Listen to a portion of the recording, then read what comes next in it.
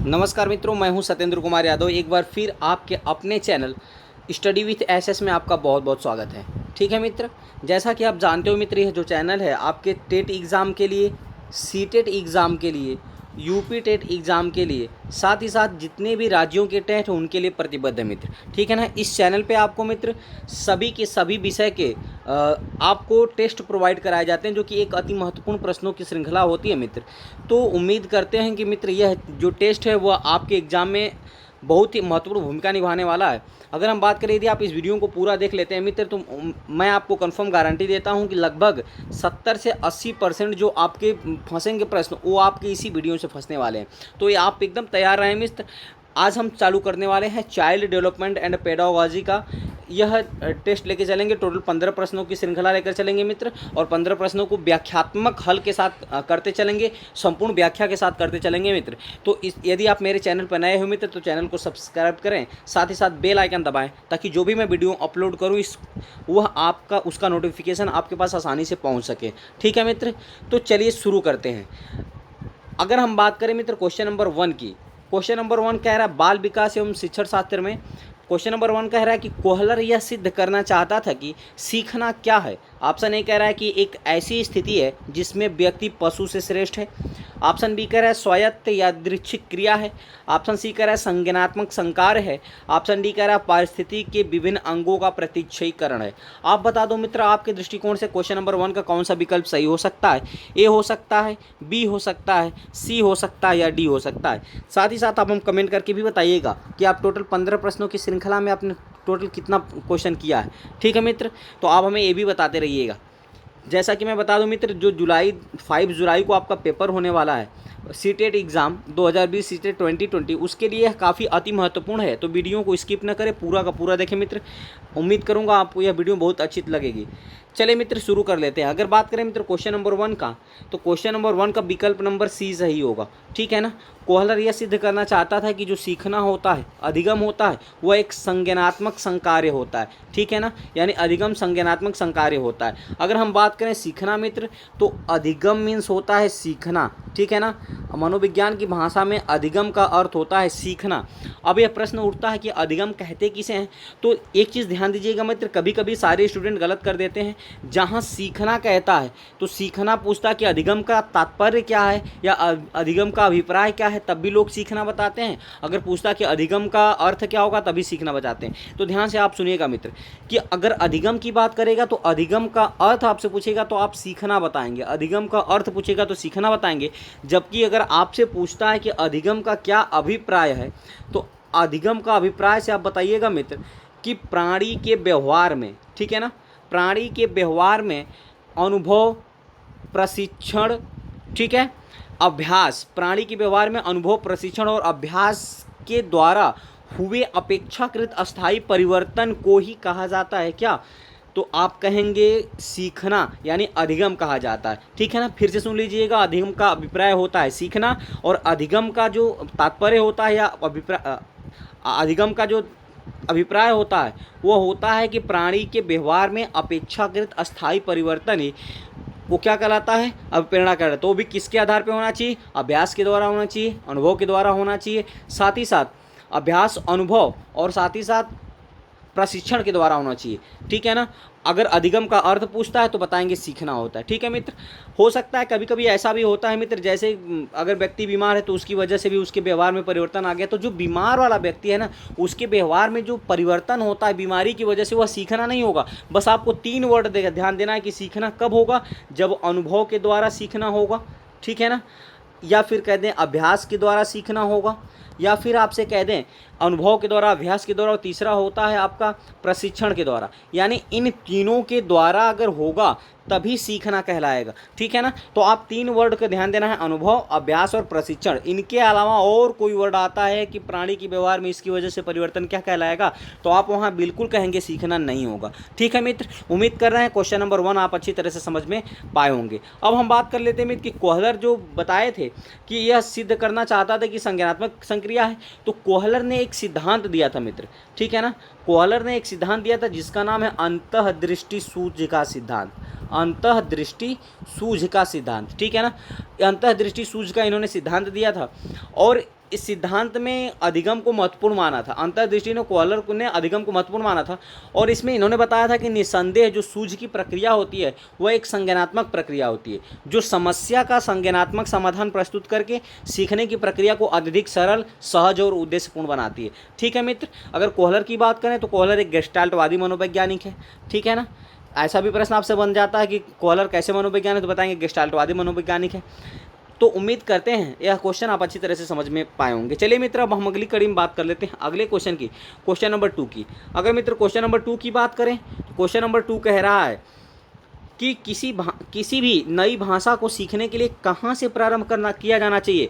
Option A कह रहा अक्षरों व शब्दों के मध्य साहचर्य से, ऑप्शन बी कह रहा वाक्यों के निर्माण से, ऑप्शन सी कह रहा शब्दों के निर्माण से, ऑप्शन डी कह रहा उपयुक्त में से कोई नहीं। तो आप बता दो मित्र, आपके दृष्टिकोण से क्वेश्चन नंबर 2 का कौन सा विकल्प सही हो सकता है। ऑप्शन ए हो सकता है, ऑप्शन बी हो सकता है, ऑप्शन सी हो सकता है या ऑप्शन डी हो सकता है। जल्दी से बताइए मित्र। यह हम आपको एक बार फिर बता दें, यह प्रश्न सीटेट की परीक्षाओं के लिए अति महत्वपूर्ण है, जो 5 जुलाई को आने वाला 2020 है। इसलिए वीडियो पूरा देखा मित्र, यह काफ़ी हेल्पफुल वीडियो आपके लिए। और यह टेस्ट सीरीज इसलिए मैं प्रोवाइड कर रहा हूँ क्योंकि नज़दीक एग्जाम आ गया है आपके। तो जल्दी से बता दो मित्र, क्वेश्चन नंबर 2 का कौन सा विकल्प सही हो सकता है। ए हो सकता है, बी हो सकता है, सी हो सकता है या डी हो सकता है। साथ ही साथ कमेंट करके भी बताते रहिए आप कितना स्कोर कर पाए हो। चलिए मित्र, बात कर लेते हैं क्वेश्चन नंबर 2 की। अगर मित्र क्वेश्चन नंबर 2 की बात करें तो क्वेश्चन नंबर 2 का विकल्प नंबर ए सही होगा। यानी किसी भी नई भाषा को सीखने के लिए पहले आपको अक्षरों का ज्ञान होना चाहिए, उसके बाद शब्दों का, और अगर आपको सीखना है नई भाषा तो इनके मध्य साहचर्य होना चाहिए। ठीक है मित्र, इनके मध्य क्या होना चाहिए, साहचर्य होना चाहिए। अब चलिए बात कर लेते हैं, ध्यान से सुनिएगा। अगर किसी नई भाषा को सीखने के लिए अगर कहें तो अक्षरों व शब्दों के मध्य साहचर्य का प्रारंभ किया जाना चाहिए, क्योंकि भाषा सीखने की प्रक्रिया जो होती है वह क्रमिक रूप से चलती है। ठीक है ना, क्रमिक रूप से चलती है। यानी बालक पहले अक्षरों को सीखता है, फिर उसके बाद शब्दों को सीखता है, फिर उसके बाद वाक्यों को सीखता है। और यह सब कब होता है, जब इनके मध्य साहचर्य होता है। तो इसलिए अक्षरों व शब्दों के मध्य साहचर्य का होना अति महत्वपूर्ण है एक नई भाषा को सीखने के लिए। इस प्रकार कह सकते हैं क्वेश्चन नंबर 2 का विकल्प नंबर ए बिल्कुल सही होगा। उम्मीद करते हैं मित्र क्वेश्चन नंबर 2 आपको अच्छी तरह से समझ में आया होगा। चलिए मित्र, अगली कड़ी में बात कर लेते हैं अगले क्वेश्चन नंबर 3 की। अगर मित्र क्वेश्चन नंबर 3 की बात करें तो क्वेश्चन नंबर 3 आपसे कह रहा है कि समावेशी, ठीक है मित्र, क्वेश्चन नंबर 3 आपसे कह रहा है कि समावेशी कक्षा में किस प्रकार का या किस प्रकार के छात्र शामिल होते हैं। ऑप्शन ए कह रहा है केवल विशिष्ट छात्र शामिल होते हैं, ऑप्शन बी कह रहा है सामान्य और विशिष्ट दोनों शामिल होते हैं, ऑप्शन सी कह रहा है केवल सामान्य छात्र शामिल होते हैं, ऑप्शन डी कह रहा है बहुभाषी और प्रतिभाशाली छात्र शामिल होते हैं। आप बता दो मित्र, आपके दृष्टिकोण से क्वेश्चन नंबर 3 का कौन सा विकल्प सही हो सकता है। ए हो सकता है, बी हो सकता है, सी हो सकता है या डी हो सकता है। जल्दी से आप हमें कमेंट करके बताते रहिए और साथ ही साथ अपने मित्रों को भी यह शेयर करते रहिए, ताकि आने वाले जो सीटेट का एग्ज़ाम है, सीटेट 2020 में वो भी अपना कैरियर बना सकें, वो भी अपने एग्ज़ाम को क्रैक कर पाएँ। ठीक है मित्र, तो जल्दी से आप हमें कमेंट करके बता दो कि क्वेश्चन नंबर 3 का कौन सा विकल्प सही हो सकता है। चलिए मित्र, बात कर लेते हैं क्वेश्चन नंबर 3 की। अगर मित्र क्वेश्चन नंबर 3 की बात करें तो क्वेश्चन नंबर 3 का जो विकल्प नंबर होगा मित्र वह होगा आपका बी। क्या होगा, बी। यानी समावेशी कक्षा में बात करें तो सामान्य और विशिष्ट दोनों प्रकार के बालकों को क्या करना चाहिए, शामिल करना चाहिए। ठीक है मित्र, समावेशी कक्षा में सामान्य और विशिष्ट दोनों प्रकार के छात्र अध्ययन करना चाहिए। समावेशी जो विद्यालय होते हैं मित्र, ऐसे विद्यालय होते हैं जिसमें कक्षा कक्ष का जो निर्माण होता है, जो कक्षा कक्ष का निर्माण होता है उसमें सामान्य बच्चों के साथ साथ बात करें तो विशिष्ट बच्चे भी शिक्षा ग्रहण कर सकते हैं। ठीक है, साथ ही साथ बात करें तो कक्षा कक्ष संसाधन युक्त होना चाहिए और शिक्षण सहायक सामग्री युक्त भी होना चाहिए, संसाधन शिक्षक युक्त भी होना चाहिए, जहाँ जो कि विशिष्ट बालक हों वह अपने आप को समायोजित कर सकें। ठीक है ना, विशिष्ट बालक अपने आप को समायोजित कर सकें। साथ ही साथ सामान्य बालकों के साथ वो बैठकर अधिगम में सृजनशील हो सकें, वो भी उनके अंदर भी उनका भी सर्वांगीण विकास हो सके। इसलिए समावेशी कक्षा के अंतर्गत सामान्य छात्रों के साथ साथ विशिष्ट छात्रों को भी शामिल करना चाहिए। ठीक है मित्र, उम्मीद करते हैं आप यह क्वेश्चन समझ पाए होंगे। चलिए मित्र, अगली कड़ी में हम अगले क्वेश्चन की बात कर लेते हैं, क्वेश्चन नंबर 4 की। अगर मित्र क्वेश्चन नंबर 4 की बात करें तो क्वेश्चन नंबर 4 आपके सामने है।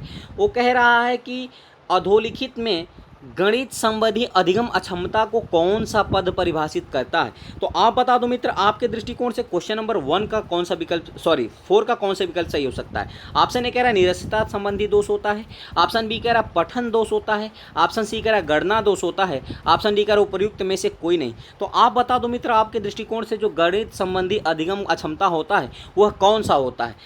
विकल्प नंबर ए सही होगा आपके द्वारा, बी होगा, सी होगा या डी होगा? जल्दी से कमेंट करके बता दो, साथ ही साथ वीडियो को शेयर भी करते जाओ मित्र, ठीक है ना। जल्दी से कमेंट करके बताइए कौन सा विकल्प सही हो सकता है? ए हो सकता है, बी हो सकता है, सी हो सकता है या डी हो सकता है? चलिए मित्र बात कर लेते हैं क्वेश्चन नंबर 4 की। अगर मित्र क्वेश्चन नंबर 4 की बात करें तो 4 का जो विकल्प नंबर होगा वह होगा सी, गणना संबंधी दोष जो होता है वह गणित संबंधी अधिगम अक्षमता को दर्शाता है, ठीक है ना। अगर हम इसको बात करें मित्र तो इसको डिस्कैलकुलिया भी कहा जाता है। क्या कहा जाता है? डिस्कैलकुलिया, ठीक है ना, डिस्कैलकुलिया। ध्यान दीजिएगा, कहीं आपको डिस्कैलकुलिया भी मिल जाएगा तभी आप कहेंगे यह गणित संबंधी अधिगम अक्षमता है, ठीक है ना। तो डिस्कैलकुलिया में क्या होता है कि बालक जो है वह संक्रियाओं को, यानी कह सकते हैं जो प्लस माइनस गुणा भाग, इन संक्रियाओं में वह नहीं समझ पाता, इन संक्रियाओं को वह नहीं समझ पाता है, यानी कि कौन सा गुणा है कौन सा भाग है, जो डिस्कैलकुलिया से पीड़ित व्यक्ति होता है, ठीक है ना। यानी अंकगणितीय संक्रियाओं के चिन्हों को समझने में उनको कठिनाई होती है। साथ ही साथ बात करें तो डिस्कैलकुलिया से जो व्यक्ति होता है उसके अंदर जो होता है दिशा के ज्ञान का भी अनुभव नहीं हो पाता, अभाव होता है। अल्प नगद अंतरण या भुगतान संबंधी कठिनाई भी उनको समस्याएं होती है डिस्कैलकुलिया के अंतर्गत। तो इस प्रकार आपसे ये भी प्रश्न पूछ सकता है कि अंकगणितीय संक्रियाओं के चिन्हों को समझने के लिए नहीं समझना कौन सी अधिगम अक्षमता के अंतर्गत आता है? तब भी बताएंगे डिस्कैलकुलिया के अंतर्गत। चले मित्र और हम बात कर लेते हैं अधिगम अक्षमताओं के विषय में।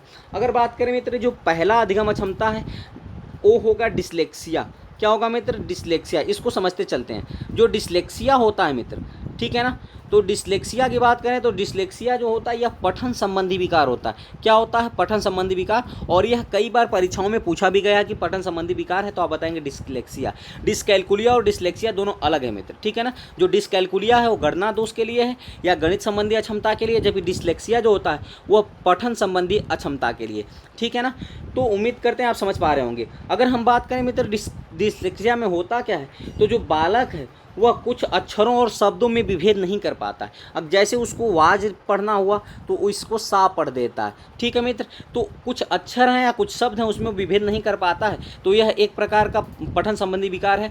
कई बार प्रश्न में ये भी पूछा गया है कि धारा संबंधी प्रवाह का न होना किस अधिगम अक्षमता को दर्शाता है? तो आप बताएंगे कि धारा संबंधी भाषा का प्रवाह न होना वह डिसलेक्सिया की जैसी अधिगम अक्षमता को प्रभावित करता है। यानी यह प्रश्न आपके एग्जाम में पूछा हुआ है कि धारा संबंधी प्रवाह बोलना किस अधिगम अक्षमता से संबंधित है, तो बताएंगे डिसलेक्सिया से। उम्मीद करते हैं मित्र ये आप समझ पा रहे होंगे। चलिए मित्र एकाक अधिगम अक्षमता की और बात कर लेते हैं। जैसे हम बात करें एलेक्सिया की या बात कर लेते हैं अफेजिया की, ठीक है मित्र। क्या बात कर लें? अफेजिया की। अगर मित्र अफेजिया की बात करें तो यह जो विकार होता है यह मौखिक अभिव्यक्ति संबंधी विकार होता है। कैसा होता है? मौखिक अभिव्यक्ति, ठीक है ना। इस विकार के कारण जो व्यक्ति होता है मित्र, जो बालक होता है वह न तो खुद मौखिक अभिव्यक्ति कर पाता है न दूसरे की मौखिक अभिव्यक्ति को समझ पाता है, ठीक है ना। तो आपसे एग्जाम में डायरेक्ट प्रश्न ये बन सकता है कि मौखिक अभिव्यक्ति को न समझना किस अधिगम अक्षमता का उदाहरण हो सकता है? तो आप बताएंगे अफेजिया, ठीक है मित्र। क्या बताएंगे? अफेजिया। या मौखिक अभिव्यक्ति का न व्यक्त कर पाना कौन सा अधिगम अक्षमता के अंतर्गत आता है? तब भी बताएंगे अफेजिया। उम्मीद करते हैं मित्र यह आप समझ पा रहे होंगे। चलिए मित्र और कुछ अधिगम अक्षमताओं की बात कर लेते हैं। जैसे अगर बात करें अगले की तो डिस्ग्राफिया बात कर लेते हैं मित्र। अगला अक्षमता तो होता है डिस्ग्राफिया, ठीक है ना। डिस्ग्राफिया की अगर बात करें मित्र तो डिस्ग्राफिया जो होता है यह लेखन संबंधी विकार होता है, ठीक है ना। यह लेखन संबंधी अधिगम अक्षमता होता है। क्या? डिस्ग्राफिया। अब इसको याद कैसे करेंगे? इसे रिलेट करिए। ग्राफ का मतलब होता है खींचना लिखना होता है, तो आप कह सकते हैं कि ग्राफिया का मतलब होता है लेखन, और कैलकुलिया का मतलब होता है कैलकुलेशन करना, जोड़ना घटाना, तो वो कहेंगे गणित संबंधी विकार है, ठीक है मित्र। और डिसलेक्सिया का मतलब होता है आपका पठन संबंधी विकार से। उम्मीद करते हैं मित्र आप समझ पा रहे होंगे, ठीक है। तो इतना आप समझ पाए होंगे। ये सारे इंपॉर्टेंट आपके अधिगम क्षमता है, इनमें से एक एग्जाम में आपके बन सकता है। तो चलिए मित्र इस दृष्टिकोण से कह सकते हैं क्वेश्चन नंबर 4 का जो विकल्प नंबर सी सही होगा, यानी डिसलेक्सिया कहलाता है गणना दोष, जो कि गणित संबंधी अधिगम अक्षमता से संबंधित है। चलिए मित्र, अब हम बात कर लेते हैं अगली कड़ी में अगले क्वेश्चन नंबर 4 की 5 की। क्वेश्चन नंबर 5 कह रहा है मित्र, क्वेश्चन नंबर 5 कह रहा है मित्र कि समावेशीकरण की सफलता के लिए आवश्यक है। ऑप्शन ए कह रहा है कि क्षमता निर्माण का अभाव, ऑप्शन बी कह रहा है अभिभावकों की भागीदारी का न होना, ऑप्शन सी कह रहा है अलगाव, ऑप्शन डी कह रहा है संवेदनशीलता। आप बता दो मित्र, आपके दृष्टिकोण से क्वेश्चन नंबर 5 का कौन सा विकल्प सही हो सकता है? ए हो सकता है, बी हो सकता है, सी हो सकता है या डी हो सकता है। यानी समावेशीकरण की सफलता के लिए क्या आवश्यक होना चाहिए। साथ ही साथ अपने मित्रों को भी शेयर करते रहिएगा और साथ ही साथ हमें कमेंट करके भी बताते रहिएगा मित्र कि आपने इस 15 प्रश्नों की श्रृंखला में कितना क्वेश्चन अटेम्प्ट किया है, और इस 15 प्रश्नों की श्रृंखला में आप हमें प्रत्येक क्वेश्चन का आप कमेंट भी करते बताते रहिएगा जो भी टेस्ट आपके पास पहुंचेगा। ठीक है मित्र, और इसको साथ ही साथ अपने मित्रों को शेयर भी करते रहिए ताकि वो भी सीटेट 2020 क्वालिफाई कर पाए। ठीक है मित्र, तो चलिए बात कर लेते हैं। अगर बात करें मित्र क्वेश्चन नंबर 5 की, तो क्वेश्चन नंबर जो 5 का विकल्प होगा मित्र वो हो आपका डी होगा।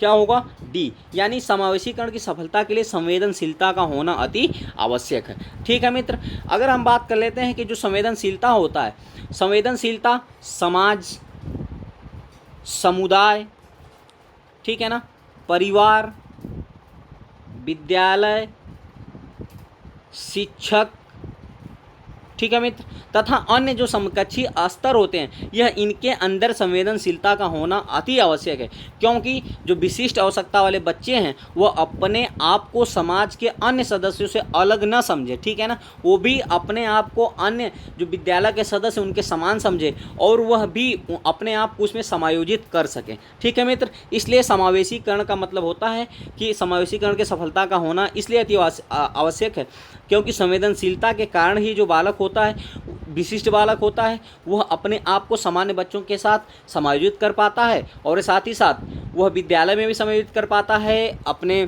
बात करें तो वह शिक्षक के साथ समायोजित हो पाता है, समुदाय के साथ हो सकता है, परिवार के साथ हो सकता है, लेकिन इसके लिए संवेदनशीलता का होना अति आवश्यक है। ठीक है मित्र, क्योंकि समावेशीकरण ही कहता है कि सामान्य बच्चों के साथ साथ विशिष्ट बच्चों को शिक्षा देना ही समावेशीकरण कहलाता है, ताकि वो अपना अधिगम को में सृजनशील हो सकें और वह अपना अधिगम अच्छी तरह से कर सकें। तो चलिए मित्र, उम्मीद करते हैं क्वेश्चन नंबर 5 आप अच्छी तरह से समझ गए होंगे।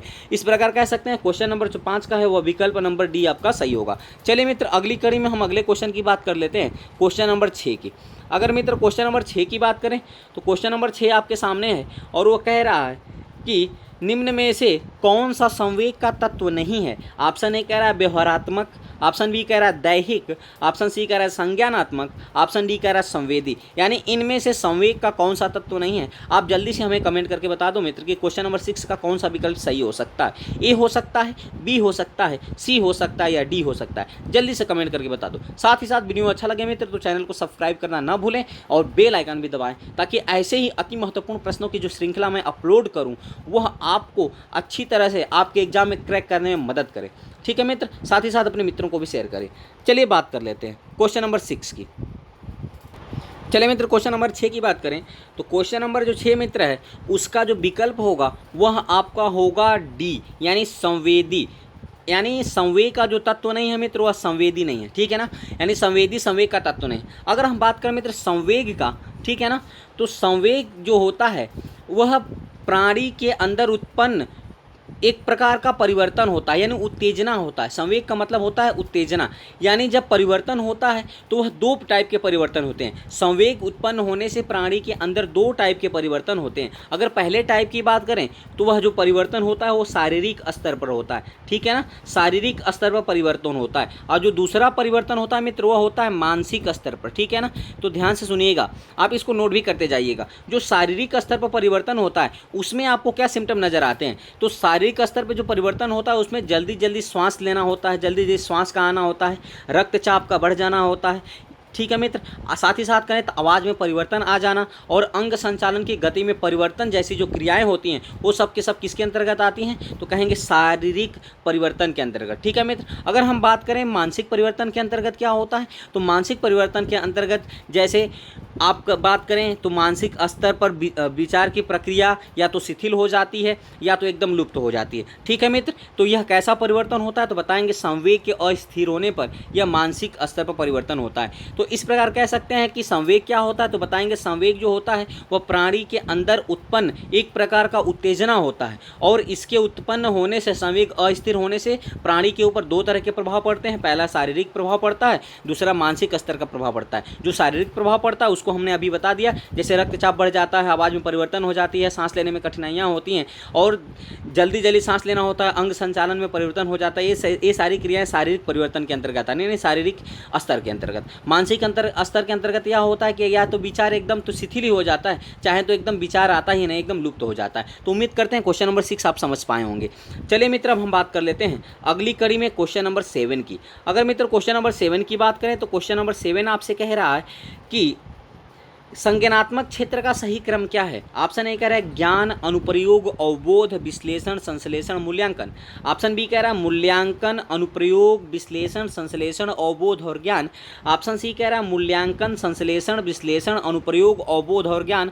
ऑप्शन डी कह रहा है ज्ञान, अवबोध, अनुप्रयोग, विश्लेषण, संश्लेषण, मूल्यांकन। आप बता दो मित्र, आपके दृष्टिकोण से क्वेश्चन नंबर 7 का कौन सा विकल्प सही हो सकता है। ए हो सकता है, बी हो सकता है, सी हो सकता है या डी हो सकता है। साथ ही साथ आप हमें कमेंट करके भी बताइएगा और अपने मित्रों को भी शेयर करते रहिए मित्र, ताकि वो भी सीटेट 2020 क्वालिफाई कर पाएँ। हमारा जो टारगेट मित्र है वो है सीटेट 2020 क्वालिफाई करना। तो उम्मीद करते हैं मित्र यह वीडियो आपको अच्छा लग रहा होगा और स्किप मत करिएगा, वीडियो को पूरा देखिए, काफ़ी मज़ेदार फैक्ट मिलने वाले हैं। और साथ ही साथ अपने पास पेन कॉपी लेकर बैठिए ताकि आप इसको नोट कर पाओ। ठीक है मित्र, जो भी एक्स्ट्रा फैक्ट मैं बता रहा हूँ क्वेश्चन से रिलेटेड। चलिए मित्र, हम बात कर लेते हैं क्वेश्चन नंबर 7 की। अगर मित्र क्वेश्चन नंबर 7 की बात करें तो क्वेश्चन नंबर 7 का जो विकल्प नंबर होगा मित्र वह आपका डी सही होगा। विकल्प नंबर क्या होगा मित्र, डी सही होगा। ठीक है ना, यानी ध्यान से सुनिएगा, एक मनोवैज्ञानिक थे जिनका नाम था बेंजामिन एस ब्लूम। क्या नाम था, बेंजामिन एस ब्लूम। ठीक है ना, बेंजामिन एस ब्लूम जो थे मित्र, इन्होंने शिक्षण उद्देश्यों को 3 क्षेत्रों में विभाजित किया था। ठीक है ना, शिक्षण उद्देश्य की इन्होंने 3 क्षेत्र बताया था। अगर बात करें जो पहला इन्होंने क्षेत्र बताया था, उस क्षेत्र का नाम दिया था संज्ञानात्मक क्षेत्र। क्या बताया था, संज्ञानात्मक क्षेत्र। ठीक है मित्र, जबकि इन्होंने दूसरा जो क्षेत्र बताया था मित्र, उसका नाम इन्होंने रखा था भावात्मक क्षेत्र। क्या बताया था, भावात्मक क्षेत्र। जबकि इन्होंने जो तीसरा क्षेत्र बताया था मित्र, उसका नाम रखा था मनोगत्यात्मक क्षेत्र।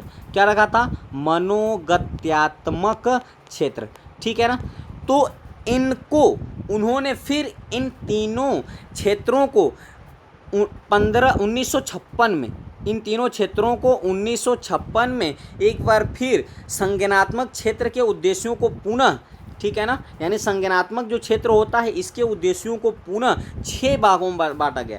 ठीक है ना, संज्ञानात्मक जो क्षेत्र है इनके उद्देश्यों को पुनः कितने भागों में बांटा गया, 6 भागों पे। और उस 6 भाग में जो पहला बताया गया, पहले स्थान पे बताया गया ज्ञान। क्या बताया मित्र, ज्ञान। ज्ञान के बाद जो दूसरा बताया गया वह बताया गया अवबोध। ठीक है ना, और जो तीसरा बताया गया वो अनुप्रयोग बताया गया, चौथा उन्होंने बताया विश्लेषण, पांचवा उन्होंने बताया संश्लेषण और छठा बताया मूल्यांकन। यानी कि जो बेंजामिन एस ब्लूम थे उन्होंने फिर से संज्ञानात्मक संकार्य को आपके 6 स्तर बताए, जिसमें से पहला ज्ञान, दूसरा अवबोध, तीसरा अनुप्रयोग, चौथा विश्लेषण, पांचवा संश्लेषण और छठवां मूल्यांकन। यही एक सही क्रम बताया उन्होंने। ठीक है मित्र, तो इस प्रकार कह सकते हैं कि क्वेश्चन नंबर 7 का जो विकल्प नंबर होगा आपका डी हो सकता है। तो उम्मीद कर सकते हैं मित्र क्वेश्चन नंबर 7 आपको अच्छी तरह से समझ में आया होगा। चलिए मित्र, अब हम अगली कड़ी में बात कर लेते हैं अगले क्वेश्चन नंबर 8 की। अगर मित्र क्वेश्चन नंबर 8 की बात करें तो क्वेश्चन नंबर 8 आपसे कह रहा है कि निम्न में से कौन सा अच्छे शिक्षण की विशेषता नहीं है। ऑप्शन ए कह रहा है स्वेच्छाचारी होना, ऑप्शन बी कह रहा है जनतांत्रिक होना, ऑप्शन सी कह रहा है सहानुभूतिपूर्ण होना, ऑप्शन डी कह रहा है वांछनीय सूचनाएं देने वाला। तो आप बता दो मित्र, आपके दृष्टिकोण से क्वेश्चन नंबर 8 का कौन सा विकल्प सही हो सकता है। अच्छे शिक्षण की विशेषता नहीं कौन हो सकता है, ए हो सकता है, बी हो सकता है, सी हो सकता है, डी हो सकता है। साथ ही साथ वीडियो को शेयर करते रहिए। ठीक है मित्र, जल्दी से आप हमें कमेंट करके बता दो। चलिए मित्र, बात कर लेते हैं क्वेश्चन नंबर 8 की। अगर मित्र क्वेश्चन नंबर 8 की बात करें तो क्वेश्चन नंबर 8 का विकल्प नंबर ए सही होगा, यानी स्वेच्छाचारी होना अच्छे शिक्षण की विशेषता नहीं होती है। ठीक है मित्र, क्यों, तो ध्यान से सुनिएगा। जो स्वेच्छाचारिता पूर्ण जो शिक्षण होता है मित्र, वह वातावरण में अच्छे शिक्षण की विशेषता नहीं होती है। क्यों?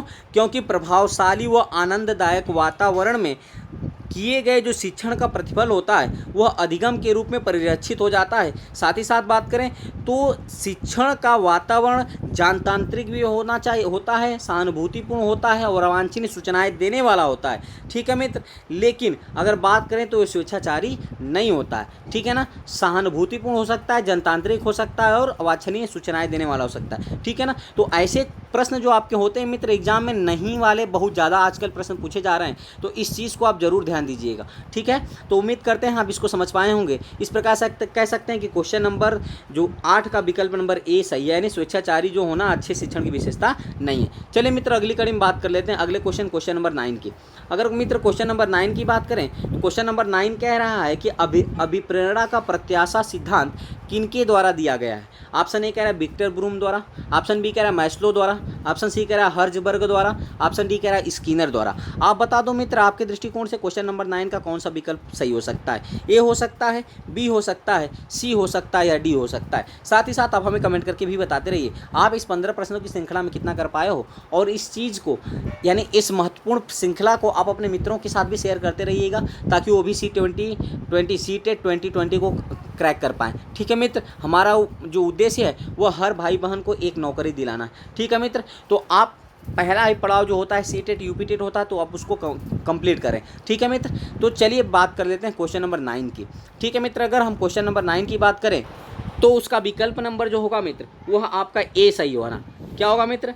ए सही होगा। यानी अभिप्रेरणा का जो प्रत्याशा सिद्धांत किसके द्वारा दिया गया तो बताएंगे विक्टर ब्रूम के द्वारा दिया गया। ठीक है मित्र, अब सुनिए जो अभिप्रेरणा का जो प्रत्याशा सिद्धांत विक्टर ब्रूम में दिया था मित्र वह 1964 में दिया था। किस सन में दिया था? 1964 में। यानी अभिप्रेरणा के संबंध में वर्ष 1964 में विक्टर ब्रूम ने प्रत्याशा का सिद्धांत का प्रतिपादन किया था। ठीक है ना, और उन्होंने यह सिद्धांत अभिप्रेरणा के निष्पादन कार्य के लिए, ठीक है ना, किसके लिए? अभिप्रेरणा के निष्पादन तथा कार्य संतुष्टि के कारणों को विभिन्न प्रकार से परिभाषित करता है। ठीक है ना, अगर बात करें तो इस सिद्धांत के अंतर्गत यानी अभिप्रेरणा का जो प्रत्याशा सिद्धांत है मित्र, इस सिद्धांत के अंतर्गत जो व्यक्ति होता है अपने कार्य का चयन स्वयं करता है, साथ ही साथ स्वयं चयन करता है और चयन करने के बाद अपने उद्देश्यों को, आवश्यकताओं को, मूल्यों को, कुशलताओं को और योग्यताओं के साथ साथ भूमिकाओं के साथ संबंध के लिए क्या रहता है? हमेशा सतर्क रहता है। ठीक है ना, तो उम्मीद करते हैं मित्र यह क्वेश्चन आप अच्छी तरह से 9 समझ में आए होंगे। जो अभिप्रेरणा का प्रत्याशा सिद्धांत दिया था वो विक्टर ब्रूम ने दिया था। किस सन में दिया तो बताएंगे 1964 में। उम्मीद करते हैं मित्र क्वेश्चन नंबर 9 आपको समझ में आया होगा। चलिए अब अगली कड़ी में बात कर लेते हैं अगले क्वेश्चन नंबर 10 की। अगर मित्र क्वेश्चन नंबर 10 की बात करें तो क्वेश्चन नंबर 10 कह रहा है कि अग्रिम व्यवस्थापक प्रतिमान किस परिवार से संबंधित है। ऑप्शन ए कह रहा है वैयक्तिक से, ऑप्शन बी कह रहा है सामाजिक अंतःक्रिया से, ऑप्शन सी कह रहा है सूचना प्रक्रियाकरण से, ऑप्शन डी कह रहा है व्यवहार परिमार्जन से। आप बता दो मित्र आपके दृष्टिकोण से क्वेश्चन नंबर 10 का कौन सा विकल्प सही हो सकता है। ए हो सकता है, बी हो सकता है, सी हो सकता है या डी हो सकता है। जल्दी से कमेंट करके आप हमें बता दो। सॉरी मित्र थोड़ा सा इसमें जो ये साइड में बगल में आ गया है इससे थोड़ा सा प्रॉब्लम आपको हो सकता है, पीडीएफ बनाने में थोड़ा प्रॉब्लम आ गया है। अब आगे से हम देखेंगे जो पीडीएफ बनाते हैं उनको बताएंगे। तो उम्मीद करते हैं मित्र आप जल्दी से बता सकते हो कि क्वेश्चन नंबर 10 का कौन सा विकल्प सही हो सकता है। जल्दी से आप हमें कमेंट करके बता दो, ए होगा, बी होगा, सी होगा या डी होगा। जल्दी से आप हमें कमेंट करके बता। चलिए मित्र बात कर लेते हैं क्वेश्चन नंबर 10 की।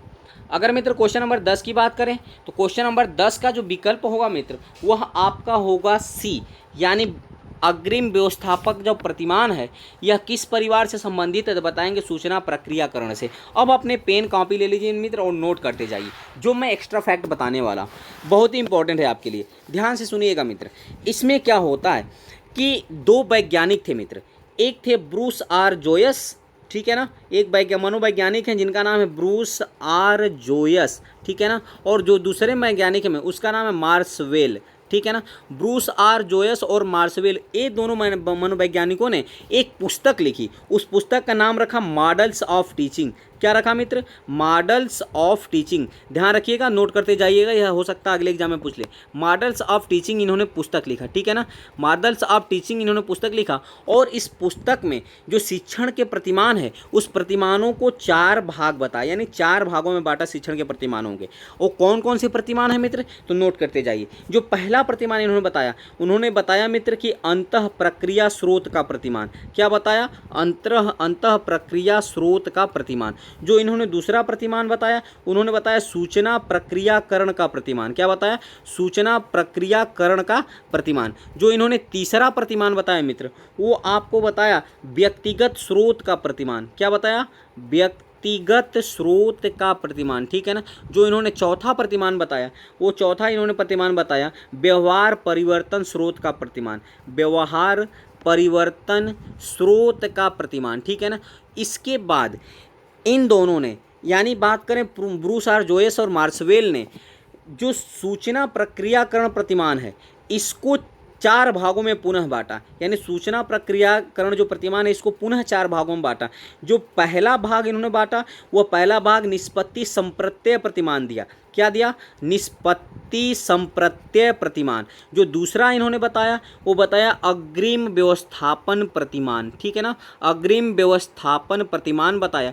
जो कि तीसरा प्रतिमान बताया, उन्होंने बताया मित्र आगमन प्रतिमान। क्या बताया, आगमन प्रतिमान। जो इन्होंने चौथा प्रतिमान बताया, वह बताया जैविक विज्ञान परीक्षा प्रतिमान, ठीक है ना, जैविक विज्ञान परीक्षा प्रतिमान। जो कि इसी से आपसे प्रश्न पूछा गया है कि अग्रिम व्यवस्थापन प्रतिमान किस क्षेत्र से संबंधित है, तो आप बताएंगे मित्र कि वो सूचना प्रक्रियाकरण से, क्योंकि सूचना प्रक्रियाकरण के हुए 4 प्रकार बताए गए हैं, ठीक है मित्र। कौन कौन से, तो बताएंगे निष्पत्ति संप्रत्यय प्रतिमान, दूसरा बताएंगे अग्रिम व्यवस्थापन प्रतिमान, तीसरा बताएंगे आगमन प्रतिमान, चौथा बताएंगे जैविक विज्ञान परीक्षा प्रतिमान। उम्मीद करते हैं मित्र यह क्वेश्चन नंबर 10 आप सही किए होंगे, और क्वेश्चन नंबर 10 का कह सकते हैं तो विकल्प नंबर इस दृष्टि से सी सही होगा, यानी क्वेश्चन नंबर 10 आपको अच्छी तरह से समझ में आया होगा। चलिए मित्र अगली कड़ी में हम अगले क्वेश्चन की बात कर लेते हैं, क्वेश्चन नंबर 11 की। अगर मित्र क्वेश्चन नंबर 11 की बात करें तो 11 कह रहा है कौशलों के स्थानांतरण के लिए कौन सा उपयोगी है। ऑप्शन ए कह रहा है कौशल अंतरण एक गति से न कि उद्देश्य है,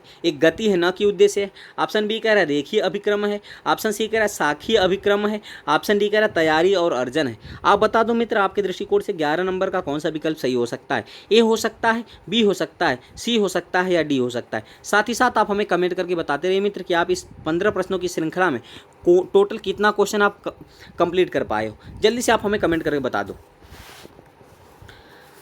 चलिए मित्र बात कर लेते हैं क्वेश्चन नंबर 11 की। अगर मित्र क्वेश्चन नंबर 11 की बात करें तो क्वेश्चन नंबर 11 का विकल्प नंबर ए सही होगा, यानी कौशल के स्थानांतरण के लिए आपका कौशल अंतरण एक गति है न कि उद्देश्य, इसका होना अति आवश्यक है, ठीक है मित्र। अगर हम बात करें जो कौशल होता है मित्र, पहले कौशल की बात कर लेते हैं, कौशल होता क्या है। तो जो कौशल होता है मित्र वह जटिल कार्य को आसानी से और दक्षता से करने की योग्यता प्रदान करता है, ठीक है ना। जटिल कार्यों को आसानी से और दक्षता से करने के लिए वह क्या प्रदान करता है, तो बताएंगे योग्यता प्रदान करता है, ठीक है ना। अगर हम बात करें जैसे कार चलाना भी एक प्रकार का कौशल है, आंसू लिपि में लिखना भी एक प्रकार का कौशल है, ठीक है मित्र। तो जो कौशल होते हैं मित्र वो अधिगम गुणात्मक रूप में कई भिन्न चरणों से होकर गुजरते हैं, एक चरण से दूसरे चरण में, ठीक है ना। अगर बात करें दूसरे से तीसरे चरण में तो इस प्रकार कह सकते हैं कि जो कौशल होते हैं वह एक चरण से दूसरे चरण में गति करते हैं, यानी अंतरण करते हैं, एक चरण से दूसरे चरण में प्रवेश करते हैं, न कि एक उद्देश्य होते हैं। तो उम्मीद करते हैं मित्र क्वेश्चन नंबर 11 आप समझ पाए होंगे। क्वेश्चन नंबर 11 का इस प्रकार कह सकते हैं विकल्प नंबर ए बिल्कुल सही होगा। चलिए मित्र अब हम बात कर लेते हैं अगली कड़ी में अगले क्वेश्चन नंबर 12 की। अगर मित्र क्वेश्चन नंबर 12 की बात करें तो 12 कह रहा है कि निम्न में से कौन सा शिक्षण सूत्र नहीं है। ऑप्शन ए कह रहा है सरल से कठिन की ओर, ऑप्शन बी कह रहा है अनिश्चित से निश्चित की ओर, ऑप्शन सी कह रहा है दृश्य से अदृश्य की ओर, ऑप्शन डी कह रहा है निगमन से आगमन की ओर। आप बता दो मित्र आपके दृष्टिकोण से कौन सा विकल्प सही हो सकता है। ए हो सकता है, बी हो सकता है, सी हो सकता है या डी हो सकता है। जल्दी से आप हमें कमेंट करके बता दो। साथ ही साथ वीडियो अच्छा लगे मित्र तो मित्रों को शेयर करते रहिए ताकि वो भी C20 20 आप क्वालिफाई कर पाएँ, ठीक है मित्र। हमारा जो मेन मोटिव है वह है सीटेट 2020 क्वालिफाई करना। चलिए मित्र बात कर लेते हैं क्वेश्चन नंबर 12 की। अगर मित्र क्वेश्चन नंबर 12 की बात करें तो क्वेश्चन नंबर 12 का विकल्प नंबर डी सही होगा, यानी कि इन जो 3 हैं वो शिक्षण सूत्र हैं, जबकि आपके निगमन से आगमन की ओर एक शिक्षण सूत्र नहीं है। तो कौन कौन से शिक्षण सूत्र हैं मित्र, आप उसको याद करने के लिए आप अपने पेन कॉपी पे नोट करते जाइएगा मित्र। जो पहला शिक्षण सूत्र होता है मित्र, ध्यान से सुनिएगा, पहला जो शिक्षण सूत्र वह कठिन से सरल से कठिन की ओर होता है। दूसरा होता है ज्ञात से अज्ञात की ओर होता है, ज्ञात से अज्ञात की ओर, ध्यान से आप नोट करते जाइए मित्र, ज्ञात से अज्ञात की ओर, ठीक है ना। जो तीसरा शिक्षण सूत्र होता है मित्र, वह कह सकते हैं स्थूल से सूक्ष्म की ओर। क्या होता है? स्थूल से सूक्ष्म की ओर, ठीक है ना। जो चौथा होता है वो होता है पूर्ण से अंश की ओर, आप नोट करते जाइएगा मित्र, पूर्ण से अंश की ओर। जो पांचवा होता है वह होता है अनिश्चित से निश्चित की ओर होता है, ठीक है ना। जो छठा होता है वह दृश्य से अदृश्य की ओर होता है। जो सातवां होता है वो होता है विश्लेषण से संश्लेषण की ओर होता है। जो आठवां होता है वह होता है मनोवैज्ञानिक क्रम में तर्क संगत की ओर होता है। और नौवां होता है अनुभव से आपके युक्त की ओर। और 11वां होता है प्रकृति का अनुसरण। तो आप बताइए मित्र, आपने देखा कि इस सारे शिक्षण सूत्र में कहीं भी निगमन से आगमन की ओर शिक्षण सूत्र नहीं दिखाई दिया, ठीक है मित्र। अगर हम बात करें कि आखिर इन शिक्षण सूत्रों को किसने उल्लेख किया है, इन शिक्षण सूत्रों का, तो 2 मनोवैज्ञानिक थे मित्र, ठीक है ना, जिनका नाम था हर्बर्ट स्पेंसर, ठीक है ना, हर्बर्ट स्पेंसर, और एक वैज्ञानिक थे कामेनियस, ठीक है मित्र। क्या थे? कामेनियस। हर्बर्ट स्पेंसर और कामेनियस ने ही इस 11 प्रकार के शिक्षण सूत्रों को बताया, ठीक है ना, इन 11 प्रकार शिक्षण सूत्रों का उल्लेख किया। तो हो सकता है अगले एग्जाम में आपसे पूछ ले कि शिक्षण सूत्रों का उल्लेख किसने किया है, तो बताएंगे हर्बर्ट और कामेनियस ने, हर्बर्ट स्पेंसर और कामेनियस ने। उम्मीद करते हैं मित्र क्वेश्चन नंबर 12 आपको अच्छी तरह से समझ में आया होगा और इसकी आप विस्तृत व्याख्या भी समझ पाए होंगे। तो चलिए मित्र, अब हम बात कर लेते हैं अगली कड़ी में अगले क्वेश्चन नंबर 13 की।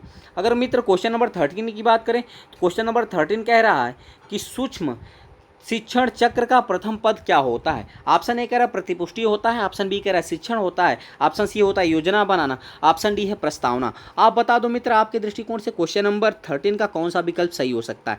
ए हो सकता है, बी हो सकता है, सी हो सकता है या डी हो सकता है। जल्दी से आप हमें कमेंट करके बता दो, ठीक है मित्र। चलिए बात कर लेते हैं क्वेश्चन नंबर 13 की। अगर मित्र क्वेश्चन नंबर 13 की बात करें तो इसका विकल्प नंबर सी सही होगा, यानी सूक्ष्म शिक्षण क्रम का जो पहला पद होता है मित्र वो होता है योजना बनाना, ठीक है ना। तो आप ध्यान से सुनिएगा मित्र, एक मनोवैज्ञानिक है जिनका नाम है AW, ठीक है ना, AW एलन। क्या नाम है मित्र? AW Elon. इन्होंने सूक्ष्म शिक्षण का जन्मदाता माना जाता है, यानी AW एलन को सूक्ष्म शिक्षण का जन्मदाता माना जाता है। तो इन्होंने बताया कि जो सर्वप्रथम होता है वह किसी पाठ का योजना बनाना होता है, उसके बाद तब उसके विषय में शिक्षण करना होता है, फिर शिक्षण के बाद आता है प्रतिपुष्टि, यानी तीसरे नंबर पर प्रतिपुष्टि आता है, और इसके बाद पुनः नियोजन करना होता है उसका, और पुनः नियोजन के बाद पुनः शिक्षण होता है और फिर पुनः प्रतिपुष्टि होता है। यानी इस प्रकार यह चक्र चलता रहता है। तो पहले योजना का निर्माण करना, फिर शिक्षण करना, फिर फीडबैक देना। तो यह होता है शिक्षण सूत्र का, कह सकते हैं कि जो प्रथम पद होता है वह होता है योजना बनाना। अगर बात करें कि सूक्ष्म शिक्षण का जन्मदाता किसे माना जाता है तो बताएंगे AW एलन को माना जाता है। तो उम्मीद करते हैं मित्र क्वेश्चन नंबर 13 का व्याख्यात्मक हल आप अच्छी तरह से समझ पाए होंगे। चलिए मित्र, अगली कड़ी में हम अगले क्वेश्चन की बात कर लेते हैं, क्वेश्चन नंबर 14 की। अगर मित्र क्वेश्चन नंबर 14 की बात करें तो क्वेश्चन नंबर 14 कह रहा है निम्न में से कौन सा अवबोध स्तर के शिक्षण में शामिल है। ऑप्शन ए का है पृथक्करण, ऑप्शन बी कह रहा है अनुप्रयोग, ऑप्शन सी कह रहा है तुलना, ऑप्शन डी कह रहा है अन्वेषण। तो आप बता दो मित्र, आपके दृष्टिकोण से क्वेश्चन नंबर 14 का कौन सा विकल्प सही हो सकता है। ए हो सकता है, बी हो सकता है, सी हो सकता है या डी हो सकता है। जल्दी से आप हमें कमेंट करके बता दो। चलिए मित्र, बात कर लेते हैं क्वेश्चन नंबर 14 की बात करें तो उसका विकल्प नंबर होगा वो डी सही होगा, ठीक है ना, यानी अवबोध स्तर के शिक्षण में अन्वेषण को शामिल किया जाता है। अब बात कर लेते हैं कि अवबोध स्तर, बात कर लेते हैं कि अवबोध स्तर में किनको किनको शामिल किया जाता है मित्र। तो आप ध्यान से सुनिएगा किनको किनको शामिल किया जाता है। तो जो पहले आता है मित्र वह होता है अन्वेषण, पहले नंबर पे क्या होता है? अन्वेषण होता है अवबोध स्तर पे। दूसरा जो होता है वो प्रस्तुतिकरण होता है, आप इसको नोट करते जाइएगा मित्र, प्रस्तुतिकरण होता है, ठीक है ना। जो तीसरा नंबर का अवबोध स्तर, तीसरा जो अवबोध स्तर होता है वह होता है आत्मीकरण या परिपाक। क्या होता है? आत्मीकरण या परिपाक, ठीक है ना, परिपाक। जो तीसरा होता है, चौथा होता है मित्र, वह आपका होता है वर्णन या अभिव्यक्तिकरण। क्या होता है? वर्णन या अभिव्यक्तिकरण, ठीक है ना। तो इस प्रकार कह सकते हैं कि अवबोध स्तर के अंतर्गत शिक्षण में अन्वेषण के साथ साथ 3 और जो स्तर हैं उनको शामिल किया जाता है, जिनमें से प्रस्तुतिकरण है, आत्मीकरण या परिपाक है, वर्णन अथवा अभिव्यक्तिकरण है। तो इस प्रकार कह सकते हैं मित्र क्वेश्चन नंबर 14 का जो विकल्प सही होगा वह आपका डी सही होगा। और क्वेश्चन नंबर 14 आप अच्छी तरह से समझ पाए होंगे। चलिए मित्र अगली कड़ी में हम बात कर लेते हैं अगले क्वेश्चन नंबर 15 की। अगर मित्र क्वेश्चन नंबर 15 की बात करें तो क्वेश्चन नंबर 15 कह रहा है शैक्षिक सुधारों में प्रभावी विकेंद्रीकरण तभी संभव होगा जब, ऑप्शन ए कह रहा है कि जब, ऑप्शन ए कह रहा है, ए कह रहा है कि जब खंड व संकुल संदर्भ केंद्रों की भागीदारी बढ़ेगी। बी कह रहा है कि स्थानीय संदर्भ व्यक्ति उपलब्ध हो। सी कह रहा है अध्यापकों के पास संसाधन और प्रासंगिक सामग्री भी मौजूद हो।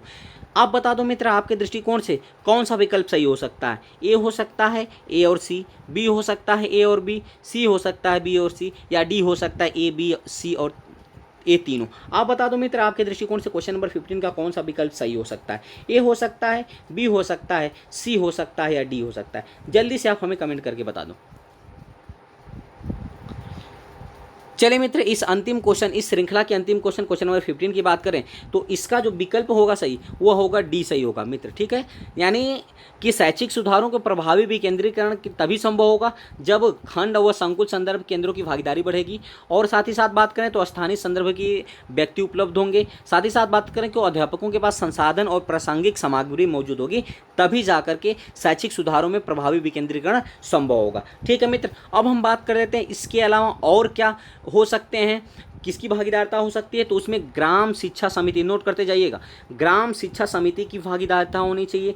साथ साथ बात करें तो महिला संगठन की भागीदारिता होना चाहिए, और बात करें तो गैर सरकारी संगठन की भागीदारिता होनी चाहिए, और अन्य संगठनों और समितियों की सक्रिय सहभागिता होनी चाहिए। तब जाकर के शैक्षिक सुधारों में प्रभावी विकेंद्रीकरण संभव हो सकता है। तो उम्मीद करते हैं मित्र यह अंतिम क्वेश्चन आपको अच्छी तरह से समझ में आया होगा, और इसी अंतिम क्वेश्चन के साथ यह 15 प्रश्नों की श्रृंखला खत्म होती है मित्र। आप हमें कमेंट करके बता दो कि इस 15 प्रश्नों की श्रृंखला में आप टोटल कितने प्रश्न अटेम्प्ट किए हैं। ठीक है मित्र, साथ ही साथ ये भी कमेंट करके बताइए मित्र कि यह वीडियो आपको कैसा लगा, और हर क्वेश्चन का आप कमेंट करते जाइएगा। ठीक है मित्र, चलिए मित्र अब हम अगली कड़ी में अगले वीडियो के साथ मिलते हैं ऐसे मज़ेदार महत्वपूर्ण प्रश्नों के साथ। तब तक के लिए आपका बहुत बहुत धन्यवाद। आप जहां भी होंगे अच्छी तरह से अपना प्रिपेयर कर रहे होंगे मित्र, यही मैं ईश्वर से कामना करता हूं। ठीक है मित्र, साथ ही साथ इस चैनल को शेयर करते रहिए मित्र, और चैनल को सब्सक्राइब भी करिए, और साथ ही साथ बेल आइकन दबाइए ताकि जो भी मैं वीडियो अपलोड करूं उसका नोटिफिकेशन आपके पास अच्छी तरह से पहुंच सके। बहुत बहुत धन्यवाद। Thanks for watching.